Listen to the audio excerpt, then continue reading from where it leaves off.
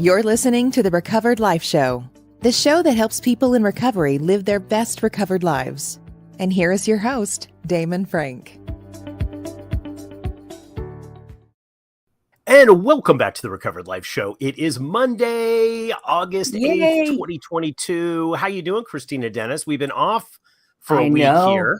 I know. Welcome vacation. Back. Yes, I'm doing great. Welcome back. I know. Damon Frank, did you have a good vacation? You know what? It was really good. I went to the East Coast, saw a lot of historical stuff that I liked, which is always fun. For me, I'm a little bit nerdy that way. I know your husband's like that as well. Yes, he is. So was able to see a bunch of stuff that I'd never seen, that I'd always watched on the History Channel and learned in school and read in books. So it was great. It was a good break, and it was good to kind of be off the show for a while because I listened to some older episodes. And it gave me a fresh perspective of what we want to do the rest of the summer. Oh, I love it. I love it. It was beautiful here in Southern California, I have to say. So, and it was nice to have a week with my son. So I'm so glad that we did it. We have to practice what we preach. I'm so glad. You always have to take some break. You have to take breaks. We're going to be doing an episode about that in the future. Taking breaks is really good. Both Kristina and I would say, Kristina, wouldn't you, that we're both kind of the workaholic type. We'll go. And I know you're right by the beach, so you have some beach time that you can do, and just being able to take out a week or so and not be on that treadmill is good, as much as we love it. But I got to tell you, if you're a regular listener of the Recovered Life Show, I missed you guys. I missed Kristina going on, every couple of days, and, having this recovery conversation. Oh, it's so good for my own recovery, and people respond in such a beautiful way. I did too. And we have an exciting episode today. But before we get to that, I want to, first of all, tell everybody, thank you for like, share, and following. Please continue to do so. Share this with somebody else who's in recovery. The comments mean the world to us. So wherever you're getting this, through podcast or YouTube, please keep it up. We so appreciate, and we are building that beautiful community. It's really great. We did launch our new website before we took our little week break. Yes. And that's been good. And if you guys are not a member, definitely join, because there's a ton of benefits there. I just sent out, we sent something out Saturday morning, a little email with some exclusive content that you made about codependency. So if you guys are not a member, definitely join in. So we've got kind of an unusual episode today. This is actually my 29th year of continuous sobriety. So I'm celebrating 29th on the 8th. You got sober 9th, right? When you were like 5, right? Yeah, well, it was this week. It was this week. Yeah, 4 actually. I got 4. Okay. I wish I would. I did get sober young. I got sober in my late 20s. So, it was, I was still fairly young.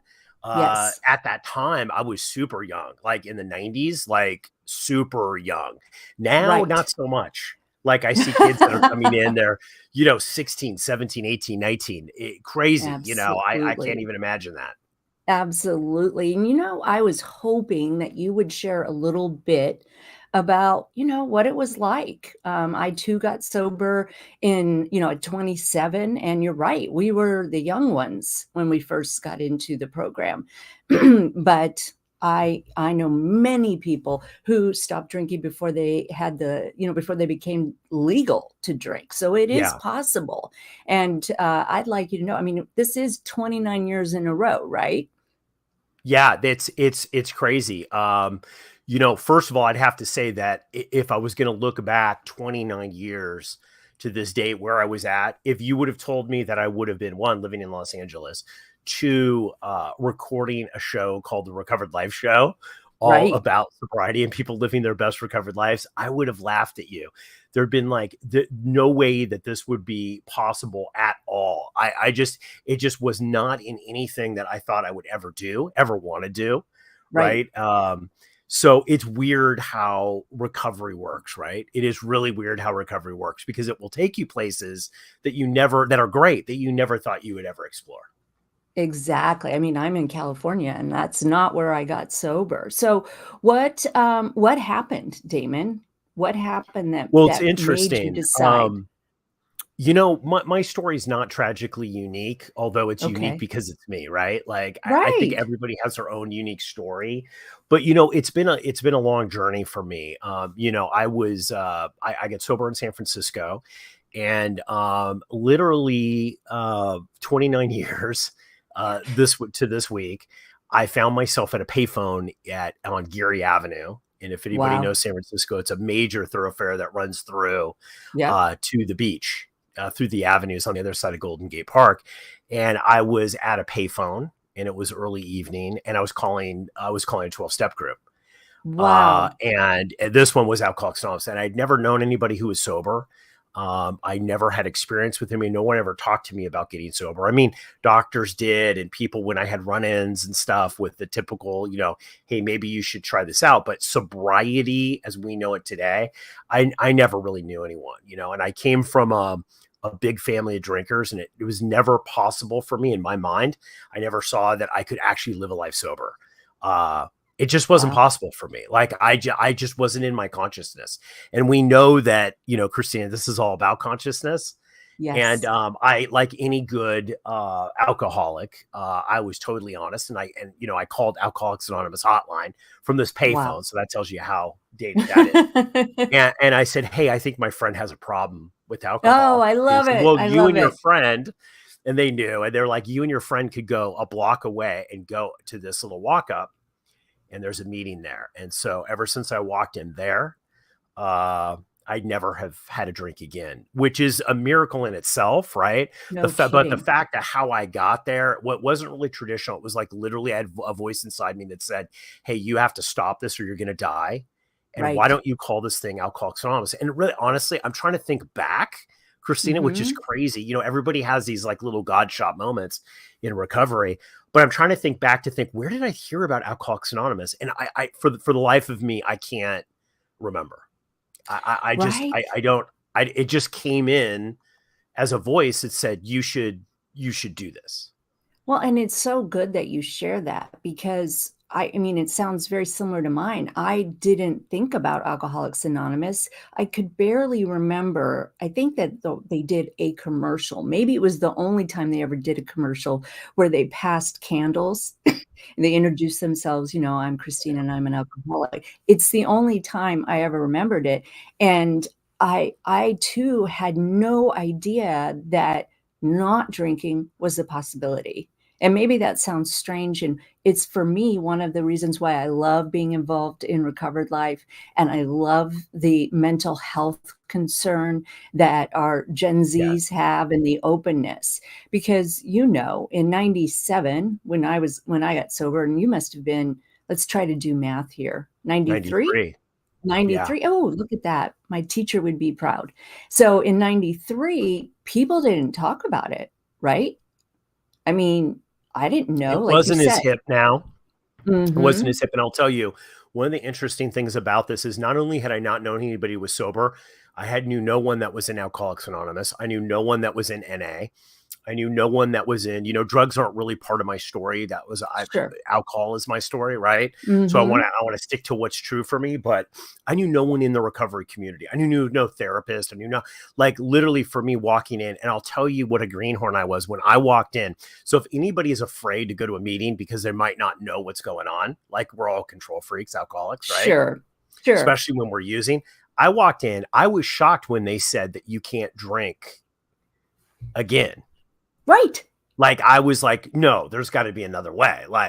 There has got to be another way. Oh my gosh, I'm over here cheering for those of you that are just listening because that was my exact experience too.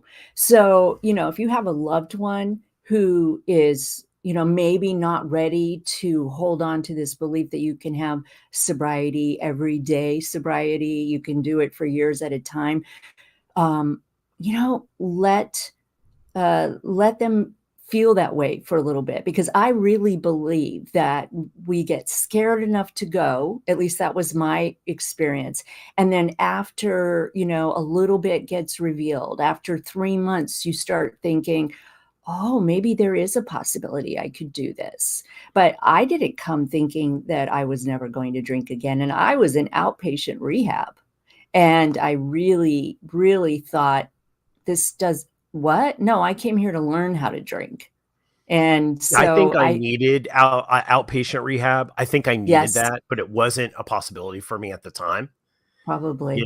And that's why I see, as a coach, when a family member or their medical plan or whatever offers, Kristina, to go, Yes, we have this all the time, like in the intervention thing, when they offer like, hey, we got an inpatient or an outpatient program or whatever that can help guide you, and there's doctors and there's this, and it could like help you get off alcohol and set up right. the ground rules and all this other stuff. I'm like, oh man, take that. Like, because I didn't have that. I had to learn literally through the rooms, and I was totally scared. Now I'll tell you something that is kind of unique to my story, that when I went into that meeting, I was totally shut. Like they asked me to share, and this meeting had been around Yes. forever. I was such a train wreck. Like it was such a train Yeah. wreck looking back on it now.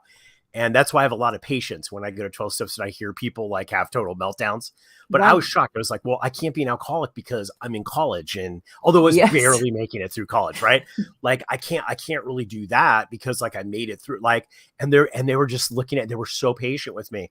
And I remember they took me out to coffee. They said, you need to go with us. And they gave me a big book, and they, still at the end, I was like really shaky because I had drank that day, and I'd lied about it. And, they, and then it kind of came out. I was like, yeah, well, I actually drank that day and blah, blah. And then when, it wasn't, when coffee was over and they were closing the coffee shop down, they're like, you need to come back with us. And these guys were rock band roadies, Kristina. Oh, wow. Okay. They were like literally in town. They were staying with a friend. They had me come over there. I stayed there till 1 or 2 o'clock in the morning, and they walked me through what alcoholism was all about. This is the funny thing. I never saw those people again. Oh my goodness. I They're never Eskimos. Totally. And I looked for them. And if you're listening to the show and you remember me in 93, Yes. please get in touch with me. If you remember me for the early 90s, I'd love to hear from you. Kristina, I never saw those people again. They literally come in like guardian angels, saved me, set me up, gave me the bed. They told me what to do. Right. And I went home. I poured out all the alcohol that I had. I did what they said. I think I called the guy, actually. I called the guy and said, hey, I did what you said. They are, I put the bottles here. And, and I think maybe I touched base with one of them or something at the end, but like I never saw them again. Wow. Never saw them again, which was really, amazing how people, and I always think about this with service, Kristina, like how, when I don't feel like it, when I need to pick up that phone and make that call or answer the call for people, is because somebody definitely was there for me.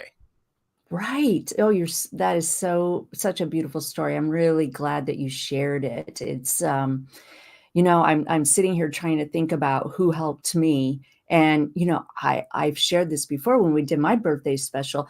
I didn't even go to my first meeting until 90 days in outpatient.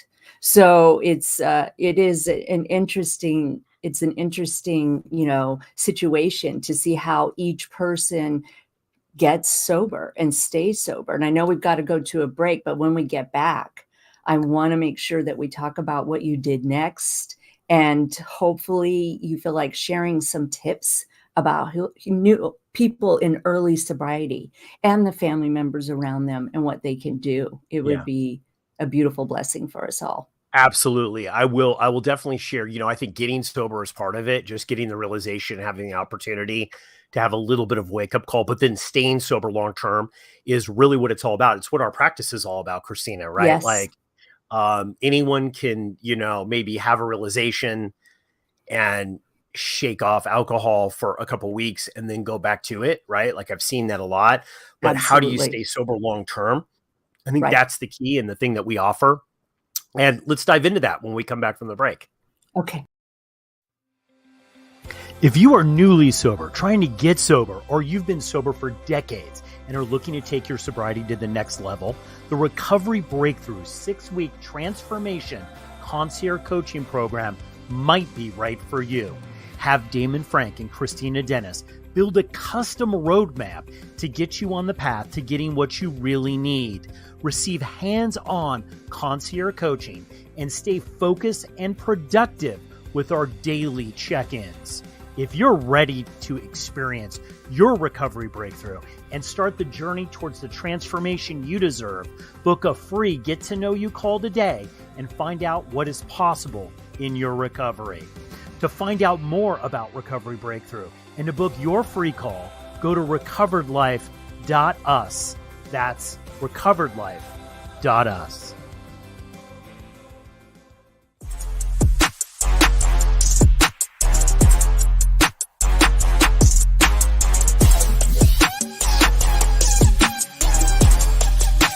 You're listening to the Recovered Life Show. All right. We are back from the break, Kristina. So just to catch everybody up to speed, if you're just joining us here, 29 years for me. Wow. Kind of a big, it's weird. I have to tell you, it's a weird feeling, Kristina. It is. Why is that? Because you can't believe it's so long and it feels like it was just yesterday, or? Well, part of it feels like it was just yesterday. Part of it doesn't feel like it was yesterday, right? Some of it is like, wow, that took a while for me to get that, right? Especially with spiritual principles. But no, it's really amazing. First of all, I have to say, like, I think I had something to do with it. Like, I went to a therapist once and she's like, you give too much credit. Like, you didn't have anything to do with it. But it was like, there was something else at work, right? Is what I want to try to communicate. And it's not just me. Yes, I showed up and did the work, and I know we were going to talk about some of the secrets. Yes. Of, from my perspective of what we tell our clients about how to stay sober long-term because both of us have long-term sobriety. Yes. And we know how rare that is. Honestly. It is, although if you make it to 5 years, 85% of us stay sober. So it's always really important to know that there are a lot of people out there that have lived and are living successful lives without alcohol. And I think it's, because we talk about next level, living your best recovered life, I think that sometimes, and you and I teach people how to do that and maybe get to it a little faster, we might sometimes overlook some of the first steps. And did you go to a meeting the very next day? How did you move forward? Not really. I was scared. Really. And over a couple years, I ended up going to meetings. I did everything that people told me not to do. Right. And this is why I also have patience in, transitional coaching with people who are coming from like, I just got sober. Now I got to live my life. Right. I went out of town to pick up a girlfriend that I had to bring her back. Right. It's a total debacle. Right. Her parents drank, the whole thing. I was just scared straight. Right. I had like a week before I did that or something. Horrible. I was tending bar. That's how I made money. Yes. Right. Yes. So, and everybody that I knew, everybody that was left in my life was an alcoholic. Right. Right. For the most part, or wasn't speaking to me. Right. They either weren't speaking to me or were an alcoholic. Right. You know what that's like. And so, yes, I do. Didn't have a lot of options.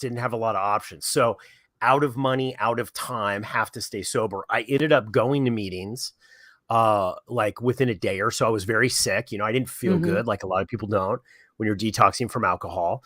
So there's that detox process, right? Which actually lasts much longer than a couple of days because psychologically, a lot of things are happening to you, right? Like your thinking's not super clear.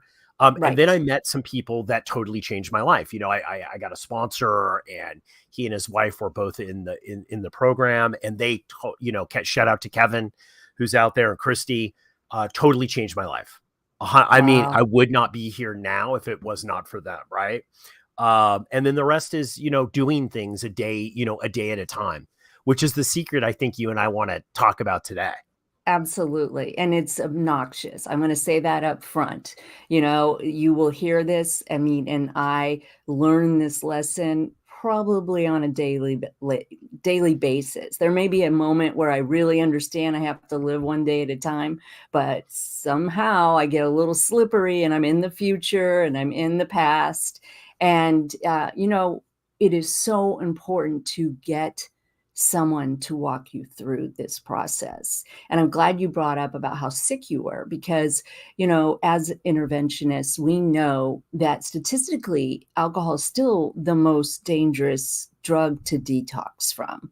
And definitely you don't want to do it alone. But tell us, how long did it take you to learn how to live one day at a time, one moment at a time? I think I'm still in that journey. I Me mean, too. I don't think it really, honestly, I don't, we talk about this all the time. It's like, God, I thought I'd be past this by now. And then something amazing happens and we realize, oh, it's because we're able to live one day at a time. Right. Right. Look, for me, I always tell people when I first meet them, it's like, if they say, I don't think I could get sober, I always say, you know what, man, if I can get sober, anyone can. And I mean Right. that because like I have a couple core tenets that were just instilled in me early on. One is surrender is not an option, right? It's just not an option. Wow. Like you just Of die course. fighting, right? Like Of course. that's in my core. And the other thing is powerless and unmanageability are a no-go for me. Right. So if I can do it, if I could do it, anyone can do it. Cause I share openly on the show that I hate that. I hate it. Yes. Like I think sobriety would be great if we could drink and have, look, I'm being honest and Yeah. have and we don't have to worry about powerlessness and manageability. It just doesn't work that way, right? And I say No. that kind of kind of as a joke. I don't want to drink. I don't have any desire to do that because I know what it's like to live sober. But I think the secret, honestly, and we were talking about this in my unstuck room. What's the secret to massive change? Because Right. everybody gets sober, their sober day, they're like, I need to make massive changes in my life, right? What is that catalyst? I think really it's three things. I think self-awareness Mm-hmm. is like, Agreed. oh, I have an alcohol and drug problem. I'm addicted to this, and then the acceptance of that, right? Like, so it's just the awareness. It's just self-awareness. It's like, I can't drink like a normal person, right? Right. And then second, I think, is the willingness to change. You have to have a willingness to Mm-hmm. actually do something about it. And then the third, which is where most people fail, is you have to start taking massive action. Right. And I think those three things, I was thinking about this episode and everything, like what could I share that would really make an impact on people's life? And when I speak, those are really the three things that have popped up in everything that have to do with my life in recovery. Is I had to become self-aware. I had to be willing to make a change. And then I had to take that massive action. So true. I love that you share that. And I don't remember exactly what day, in my first 30 days, but I remember the shift and the realization as I was reading, something in the big book or stories about how other people drank. And I literally remember a physical shift when I could not deny that I drank that way also. I could not deny it any longer. And I wasn't necessarily comfortable with the term alcoholic, but I knew I wanted to save my life. So I think that's the moment in which I surrendered. And Yeah. And by the way, I'm uncomfortable with the term too. Like yes. we talk about this all the time. It's like, I think that people think that after you're sober for a longer period of time, I think there's some miss here. Is one, that you're going to be totally comfortable with being powerless and unmanageable. You're going to be totally Right. comfortable with being an alcoholic. No, not necessarily in my No. case. And then the second thing I think that people think is that their relationship with alcohol is going to change, that they're now going to see, and this is where I think a lot of people beat themselves up. They might have a craving after they have Mm-hmm. years of sobriety and beat themselves up to say, well, why am I doing this? I'm not doing it right. No, that's what an alcoholic means, right? Your relationship with alcohol is not normal. If you have I don't think about drinking alcohol and having a sip of Chardonnay, No. right? And watching the sunset. That's not the relationship I have with alcohol. And I will tell you, 29 years later into this date, I still don't think like that. If I'm to No. think about drinking, it would be about abusing alcohol. It's not about controlling drink. I have no desire to control my drinking. I so agree. And there are new medications. Naltrexone is one of them, and you take it about an hour before, and then you don't get the effects of alcohol. And I think it's kind of odd because wouldn't want to drink it. I think we know more about the actual effects of alcohol on our brain now than we did, but somewhere, they could explain that phenomena of craving. And I believe that phenomena of craving is really what made me distinct from my party animal friends. I definitely was in the food and beverage business, was absolutely, the lifestyle was attached to it. And so I had to go through a metamorphosis to change it. And I think that without knowing it then, that now I can look back and say, oh my God, thank goodness I had that voice. You said you heard an audible voice, and I remember an internal voice that said, you're not going to be around much longer if you keep doing this. And it's very humbling. It's not normal. Like if people are sitting and listening to this, it's like not, and I hate using the words normal because everybody's normal is different, right? But if you're listening to this and you're thinking, man, like one, I'll never be able to get multiple years of sobriety. And two, am I an alcoholic, right? Like, it was very, this whole thing about the illusion having to be smashed. It's not a normal thing for a kid in their 20s, right, to want to drink themselves to death, right? Like to have that feel, right? That's not a thing. Like, so when we're talking about the relationship with alcohol and then time, my relationship with alcohol doesn't change, but my perspective on my thinking changes, my awareness on my thinking. I understand that that's alcoholism if I have a thought that's like that, right? I understand that that's alcoholism, and I'm less harsh on myself now, right? I have so many friends who've gone out after 20 something years of recovery because they were so hard on themselves about their inner dialogue, instead of being able to step back and just have some self-realization that like, hey, you know what? That's alcoholism. Yes. And I'm going to work on it. And, and look, here's the thing. They say sometimes quickly, sometimes slowly. Sometimes those things are removed. Sometimes those things are not removed. Sometimes those things come back. But I think the thing that time gives you is it doesn't give you a better recovery. I will tell you that, because look, you and I know a lot of really people have much more time than we do that are friggin' miserable, right? Yes. But what it does do is it gives you empirical data and some perspective that you're going to be able to get through things sober. Right. Well, and in my sobriety, there have been years without craving. There have been years, and then something will show up. And I think as coaches, we get that call so often when somebody has a drunk dream, when they've gotten drunk, and that panic. And you're right. You can let that take you out, and generally speaking, people will say, what am I doing wrong? Because it showed up again. And I think it's really important to share that everybody in long-term sobriety has had them, that it's a wake-up call, a remembrance, it's a helpful reminder that our life will my life will be in shambles if I make that decision. But it doesn't mean that we are recovering wrong. And I love that you said abstinence is really not recovery. It really takes Absolutely a huge shift. And so how did you stay, we know that first year, for most of us, we're scared to death. And you were around a lot of people who drank in your business, right? And I mean, for years. I know you weren't a bartender anymore, but you did a lot of events and things that it was around you. Well, I have to say, before I answer that, Kristina, I have to say one of the things too is I think a lot of people will come to us and they're problem drinkers. They're not alcoholics, right? I know a lot of problem drinkers. So like I'm one of these people that are sober that don't think that everybody's an alcoholic. Yes. One of the trademarks of alcoholics is their life gets worse when you remove alcohol. Yes. And I was one of those people. Like I was one of those people that lost everything.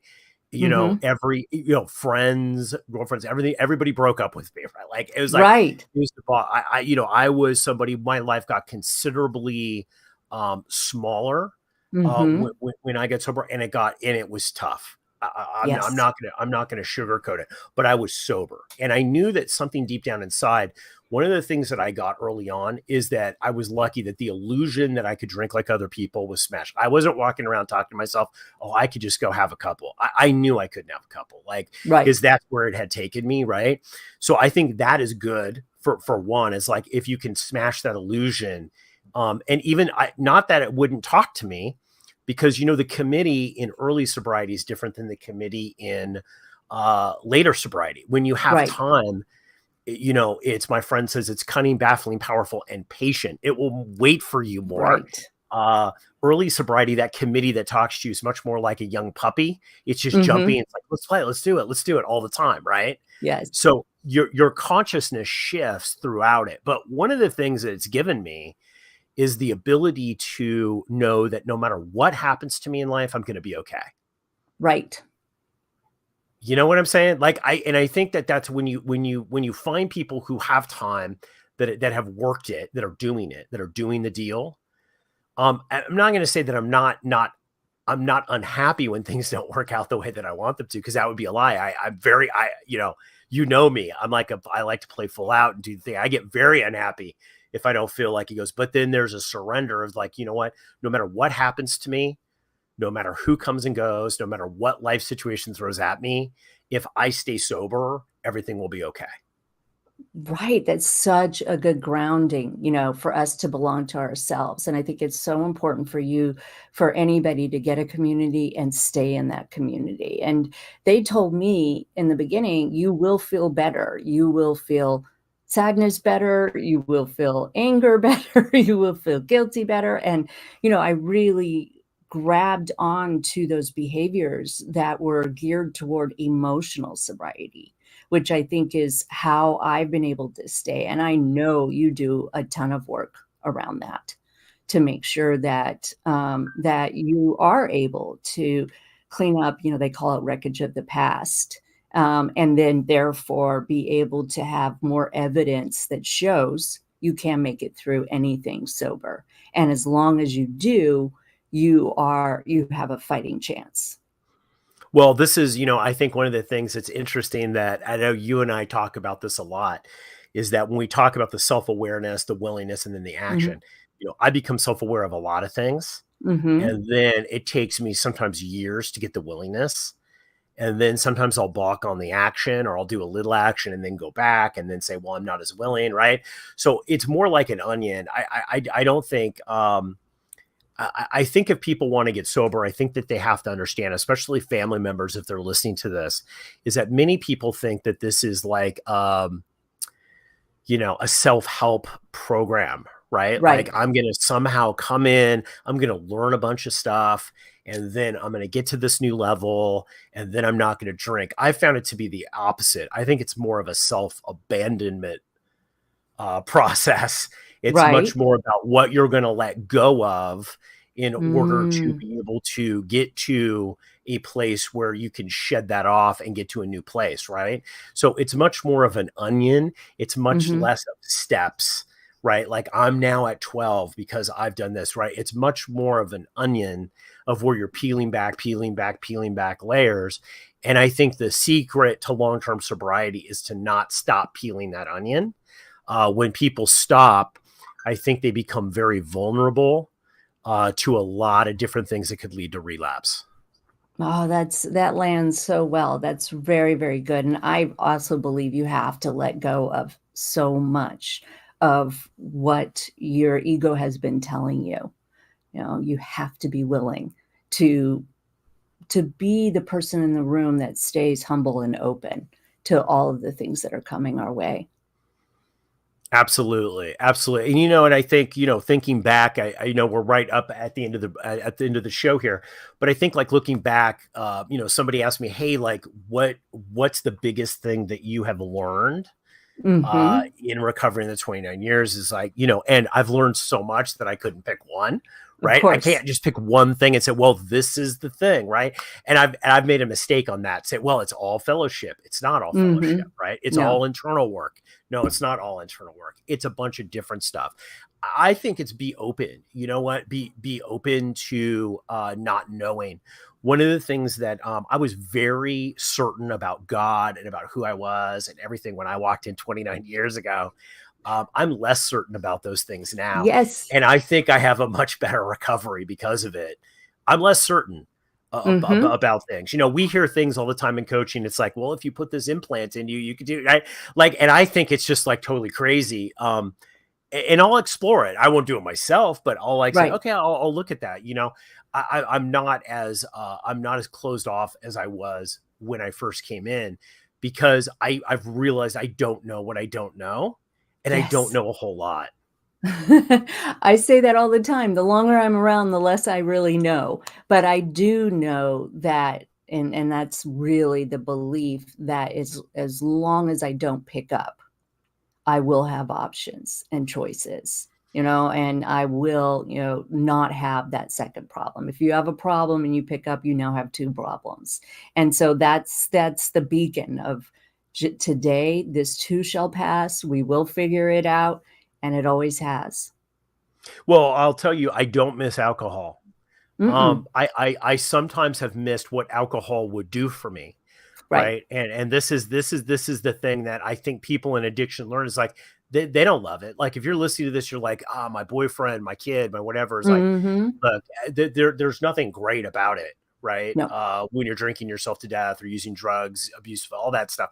There's nothing great about it. I think you nailed it. Like the final thought here is if you stay sober, this is really about a spiritual journey at the end of it.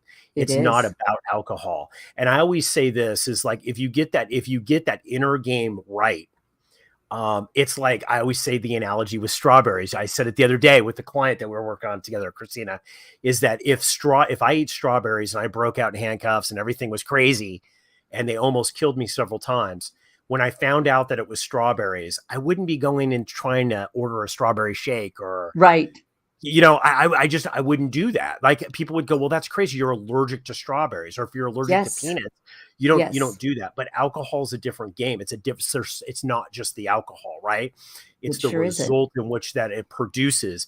And the thing is that one thing I know for sure that I learned, because I've been at points in my life where it's like, man, maybe the easier, softer way is to drink, right? Right. Um, but it's not, because the inner voice would say to me, Kristina, just to end with this, that if you do pick up and you do drink, the spiritual journey is over. This journey that you've been Mhm. on is over. Mhm. Whether it works for you, doesn't work for you, this has ended. And I know that that's true deep Right. down in my soul. So that's what keeps me going every day is I wake up and I say, you know what? This journey has been amazing. What's going to be next, right? What's going to be Right. next? Um, Despite how I feel about whether it's good or bad, I have to be willing to say, okay, what is next? There's much more to come. So, so good. So and just congratulations, Damon. I hope you're able to take in the day, the moment, and really look at what a gift you've become to all of us. And that 29 years is phenomenal, but also what you have done with those 29 years has been so, I mean, you've saved lives. So I thank you from the bottom of my heart. Thank you so much, Kristina. And to everybody in the Recovered Life community, thank you. This is nothing I ever thought that I would ever do. I will tell you, Hmm. this is not nothing that I thought I would ever do, but it's been so great to be able to be a pivotal part of this and to be able to Hmm. meet everybody.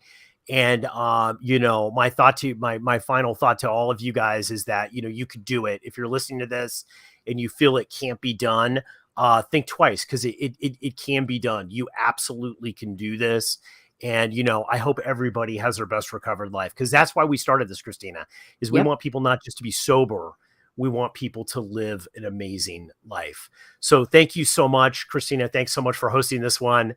You're And I can't welcome. wait to see everybody on the next episode. All right. Mwah. Have a beautiful Monday. Bye. Keep the conversation going. Join Recovered Life, a community of like-minded people who are looking to live their best recovered lives. Membership is free, and you can apply at recoveredlife.us.